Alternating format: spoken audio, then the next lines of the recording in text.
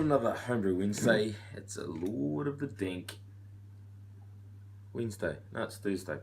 Anyway, I'm very pleased to try for the first time ever a beer from Huntsman Brewing.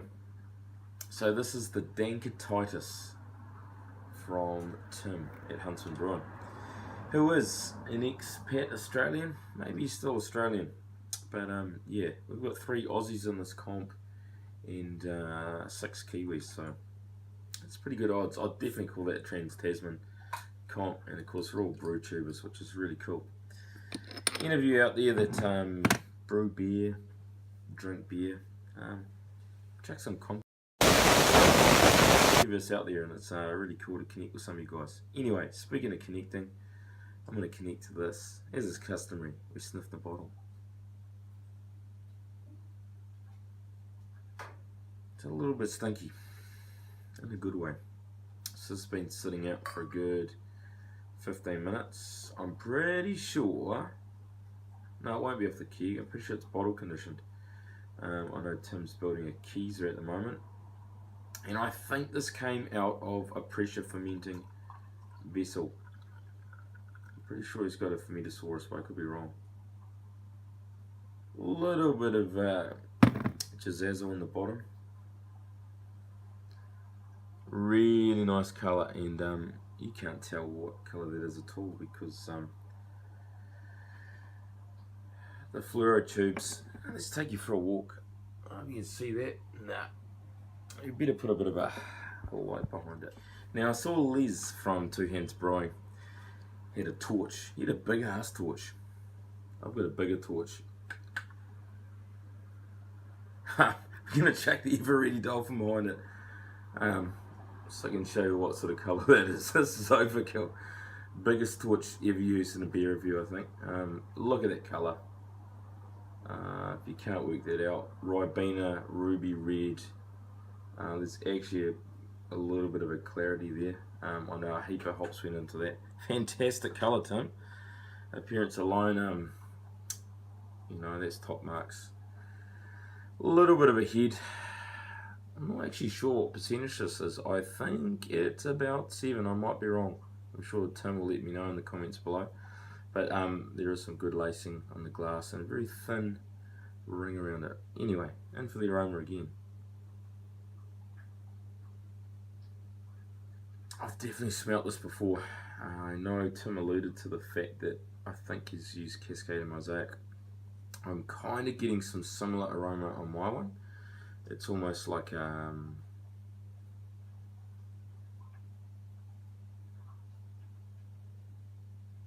tropical, not so much citrus as I don't know, rotten, overripe kind of strawberries and raspberries, which is really nice.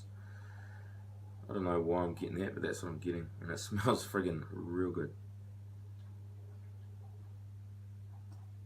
Yeah, and then a biscuit toffee on there, so that's what I'm getting. Some yummy berries and biscuit. Anyway, let's dive in.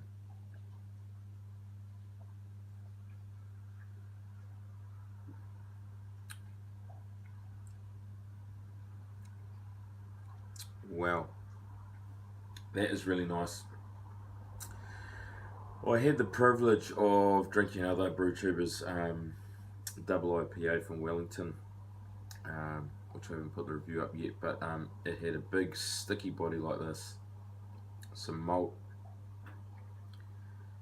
bitterness at the back, but this is a little bit milder. This is right on the money in terms of a IIPA, Tim. I'd be bloody happy with that if I was you. I know nothing about your beers. I do now. I know that you know what the hell you're doing, mate. That's really good.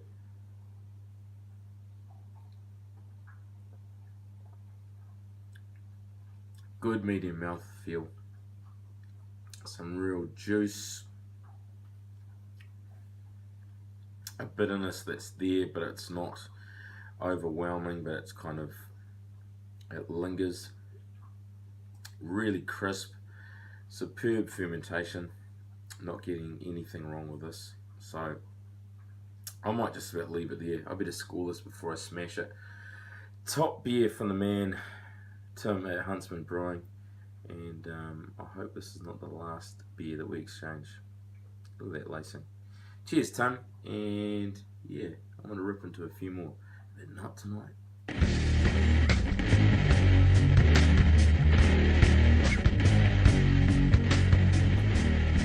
Good time. This week, hailing from Taranaki, it's the Dank's the Rap, possibly the best label I've seen so far in this comp. There's been a couple of good ones. This is from, of course, Aiden at 1490. So yeah, just a little bit about this one, featuring Columbus, Simcoe, Cascade and Centennial. The hardest group you've never heard of is back. Dank's the Rap, the Hopumentary. 7.5% ABV, 50 IBU. So many of you probably think long hair, he's a rocker, but I'm actually a rapper. My name is Mr. Pierce, and I do like my beers. If you have too many, then you fall down the stairs. I'm making this up. I'm on my garage, my shed. If you drink too much beers, then you get a headache in your head. Yeah, boy. I just made that up right then. That's a freestyle. It's not written down. I just got a whiff of this beer. Oh boy. So yeah, it looks like it's bursting out of the bottle. Well carbonated.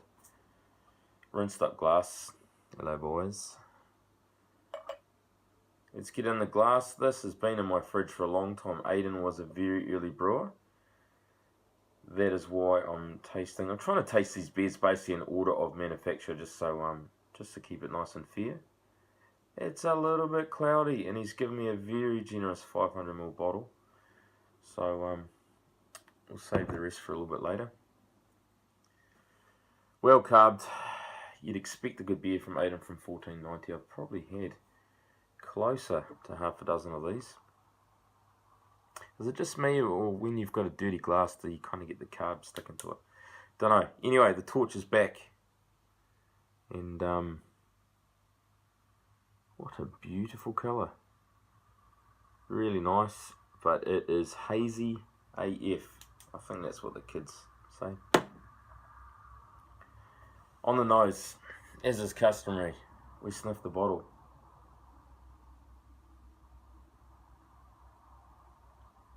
Big caramel stink, and some resin and some pine.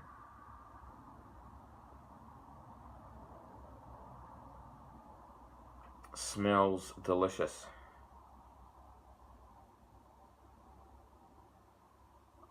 The hops are probably overshadowed by the malt, but I'm definitely getting some hop aroma there, so well done that man. Anyway, I'm thirsty. I had a cheeky curry before, so I'm thoroughly parched. Cheers, Aiden. Cheers, other Lord of the Dank contestants, and yeah, see you at the bottom. Nah.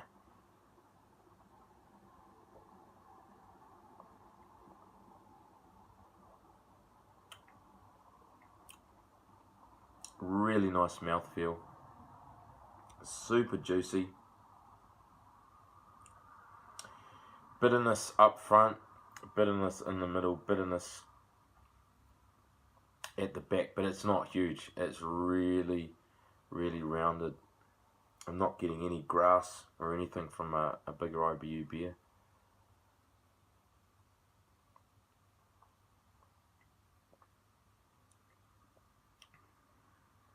Super juicy, really malty. It's a cracker of a beer, Aiden, and yeah, there's not too much I can really fault you on this. Possibly the clarity, but maybe that's because I had it on its side in the fridge. I think somebody knocked it over. So I'm not going to give you any points off really for appearance. Big bubbles in it. Not a huge head, but she swirls up. Alright. And geez, these tiki glasses take a bit of work. Really sticky. Some good lacing on the glass. Champion. Appreciate that, Aiden. Yeah, I'm not going to go too in depth on this review. Suffice to say, it's got a really nice aroma, and it's on the money in terms of being a double IPA. I think in terms of bitterness, juicy taste, and your usual quality fermentation from Aiden. Cheers, 1490. I'll see you in the next one.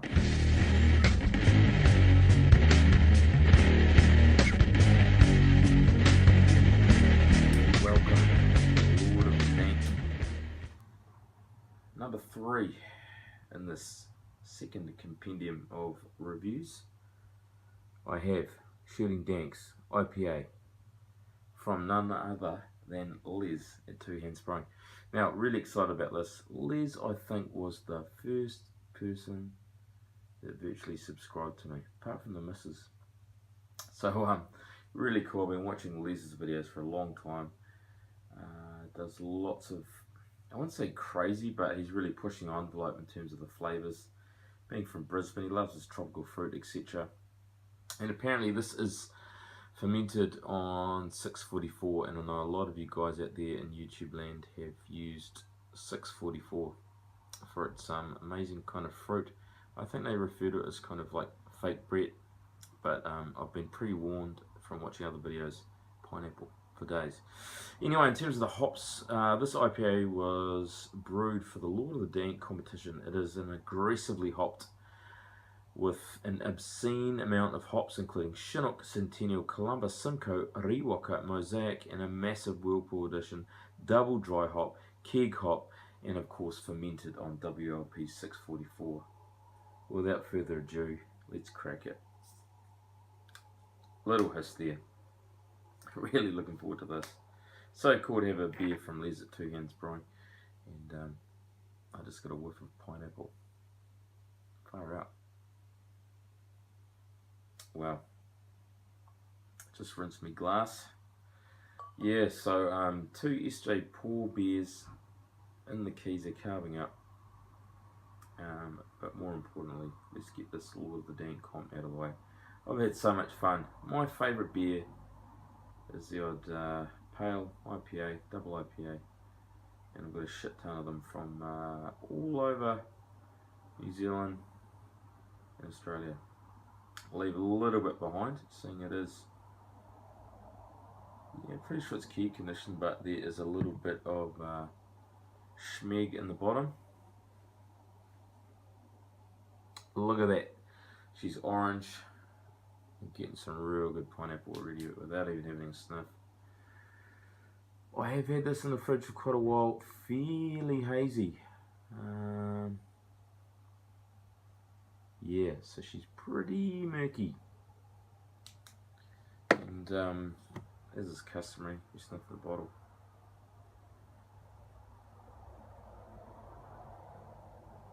Yeah, not getting any specific hops off that. It's been out for a while, but I'm definitely getting some pineapple and I'm getting some tropical fruit. Maybe a touch of pine in there. So yeah, as I say, have let this warm up for a good 15 minutes out of the fridge.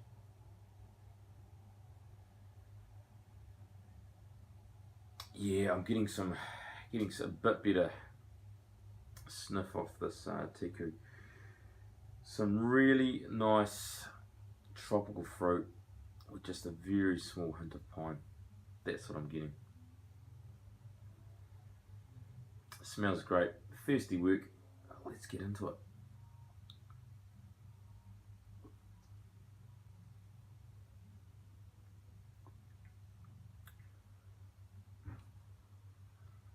Whoa. That pine and that resin that I didn't quite get off the nose, I'm definitely getting in the beer. Super juicy, malty, toffee caramel. It hits you with a bitterness, but as I've mentioned before in a couple of beers, it's fairly smooth. There's definitely some bitterness at the back end, but not annoyingly so, in keeping with double IPA. I didn't actually check the old percentage on there.